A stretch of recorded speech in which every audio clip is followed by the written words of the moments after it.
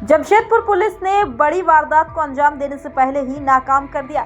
असल में मंगलवार रात वरीय पुलिस अधीक्षक पूर्वी सिंहभूम जमशेदपुर को गुप्त सूचना मिली कि ओलीडीह ओपी क्षेत्र के मुर्दा मैदान में 4 से 5 युवक संदिग्ध गतिविधियों में लिप्त हैं और किसी गंभीर घटना को अंजाम देने की योजना बना रहे हैं। सिटी एसपी कुमार शिवाशीष ने बताया कि सूचना के आधार पर पुलिस उपाधीक्षक पटमदा के नेतृत्व में एक छापामारी दल का गठन किया गया।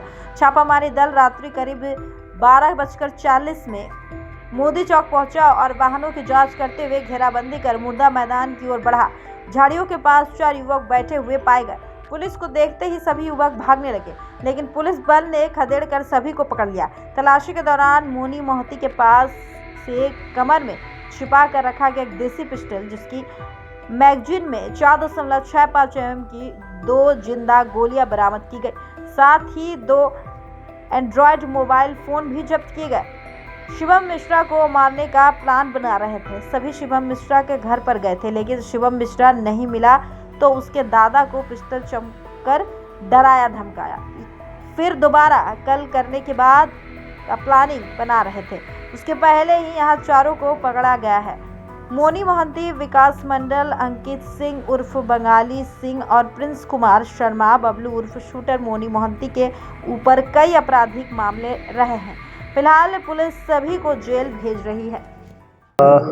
दिनांक 24 दिसंबर 2025 को जो अर्ली मॉर्निंग होगा 23 का लेट नाइट, हमें सूचना मिला कि ओलीडी ओपी क्षेत्र अंतर्गत मुर्दा मैदान करके जो जगह है, वहाँ पे 4 लड़के अड्डेबाजी कर रहे हैं और ऐसी संभावना है कि उनके पास हथियार भी हो सकता है और वो उसी आपराधिक घटना को कारित करने की मंशा में।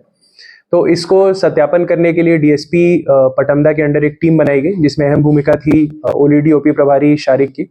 उसमें इनको हमने अच्छे से घेराबंदी किया और जो 4 लड़के जब भागने की प्रयास करे तो उनको पकड़ लिया गया। चारों से जब नाम पता पूछा गया तो एक मोनी मोहंती उर्फ चितरंजन मोहंती गोलमुरी का रहने वाला है, विकास मंडल ओलीडी का रहने वाला है, अंकित सिंह उर्फ बंगाली ओलीडी का रहने वाला है और प्रिंस कुमार शर्मा उर्फ शूटर ये भी ओलीडी का रहने वाला है।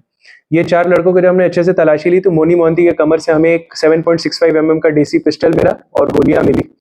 इनसे जब पूछा गया तो इनके द्वारा ये बताया गया कि अप्रोक्सीमेटली 21 दिसंबर को शाम में ये शिवम मिश्रा के घर पे गए थे। शिवम मिश्रा के ऊपर एलिगेशन था कि उसने मोनी मोहंती की भगिनी के साथ छेड़खानी की थी। तो ये चारों लड़के गए थे शिवम मिश्रा के घर पे उसकी गोली मारने के लिए। उस दिन शिवम मिश्रा उनको घर पे नहीं मिला था, तो शिवम मिश्रा के दादाजी को उनके द्वारा हथियार दिखाया गया था और बहुत डराया धमकाया गया था। और कल रात में लोग फिर से इकट्ठा हुए थे ताकि शिवम मिश्रा जहां भी दिखेगा उसको गोली मार दी जाएगी।